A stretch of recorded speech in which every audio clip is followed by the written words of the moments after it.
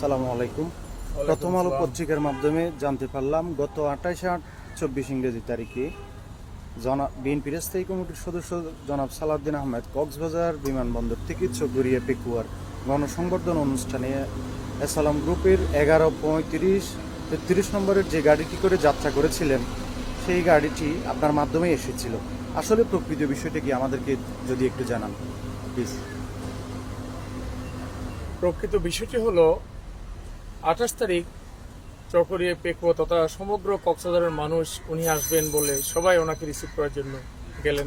একইভাবে আমিও গেলাম।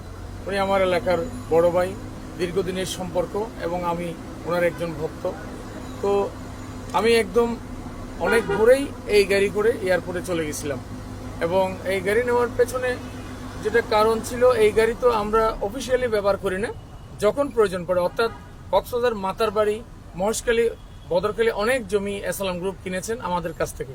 তো আমরা এসালাম গ্রুপকে জমি বিক্রি করার সুবাদে আমাদের অনেক গুরুত্বপূর্ণ প্রয়োজনে গাড়ি দরকার হতো, তখন আমরা যখনই ওদেরকে বলতাম এই গাড়িটা পাঠাতো এবং এই ড্রাইভারকে আমাদের সাথে দিত।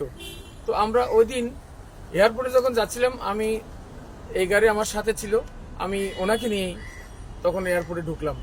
কিন্তু এয়ারপোর্টে ওনারও গাড়ি ছিল, অনেক দূরে ছিল, অনেক হাজার হাজার গাড়ি ওখানে ছিল, কিন্তু ঢুকতে পারছে মাত্র কয়েকটা গাড়ি। ওনার গাড়ি অনেক দূরে ছিল, আমার গাড়িটা একদম ভিআইপি লাউঞ্জের সামনে ছিল।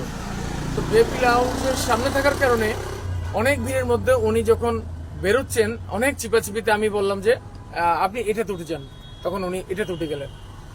এই গাড়িতে উঠার কারণেই আসলে শেষ পর্যন্ত কেউ একজন হয়তো বলেছেন এটা এসালামের গাড়ি। তো এসালামের গাড়ি বলতে এটা তো ওনার গাড়ি না। এসালামের গাড়ি বলতে এটা এসালামের ল্যান্ডের কাজে ব্যবহার হতো এবং আমরা জমি জমা বিক্রির সময় যখন প্রয়োজন পড়তো এই গাড়িটা নিয়ে কক্সবাজার যেতাম।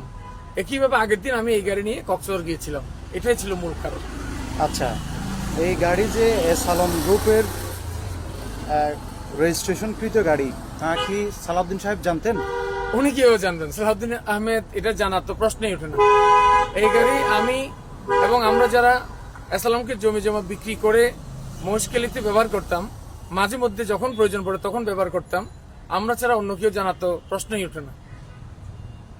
উনি জানলে হয়তো উনি এই গাড়িতে উঠতেনই না, কিন্তু আমরা তো এই গাড়িতে উঠানোর জন্য চাইনি, কিন্তু অনেক দূরে ওনার গাড়ি ছিল, ভিড়ের মধ্যে অত দূর যাওয়া সম্ভব না হয় আমি বললাম যে আপনি এখানে চলে আসেন, তখন উনি এই গাড়িতে উঠে গেলেন। আচ্ছা, তাহলে আমি ড্রাইভার সাহেবকে যে একটা প্রশ্ন করতে পারি? আপনাকে ধন্যবাদ। হ্যাঁ, ড্রাইভার তো আছেন।